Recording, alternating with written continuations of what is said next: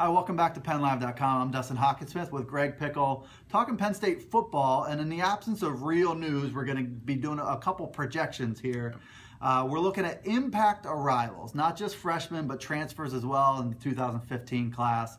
And just start right off the top at offense with Greg. You have a transfer that you really like to make an impact. Yeah, Kevin Reiner's a guy that I think we really need to keep an eye on when training camp begins August 6th. He comes in from Stanford. He's from Scranton. His dad played at Penn State. He comes in for a post-grad year. And this is a guy that I think could really give Penn State options on the offensive line. If he's able to play center, you could potentially move Angelo Mangiero to guard. If he's able to play guard, that solidifies Penn State's offensive line. I think when you look back at the 2014 offensive line, there was a lot of different things you could point to for why that unit struggled so much. But one of them was there was very little continuity at times. There was a lot of bouncing around.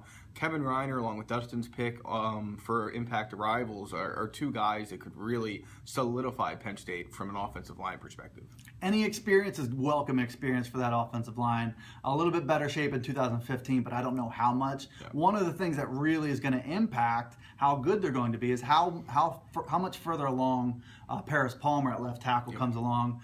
If he manages to stick at left tackle and really play good quality football there, it keeps Andrew Nelson on the right side, gives you have some options, as Greg mentioned, on the inside. But I think the overall effectiveness of this unit is going to come down to can Paris Palmer stick at left tackle or not. And early returns this summer suggest he can.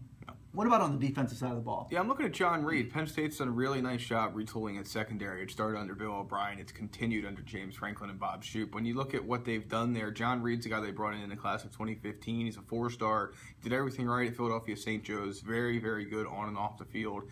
And this is a kid that I think could contribute right away. Maybe not from a starting perspective or even a 2-deep perspective early in the season, but he's a guy that should be ready to play special teams from day one if that's what they want to do with him. The same could probably be said about Jarvis Miller at the back end. The safety spots, you got your starters solidified, but there's opportunity, I think, behind Marcus Allen and behind Jordan Lucas.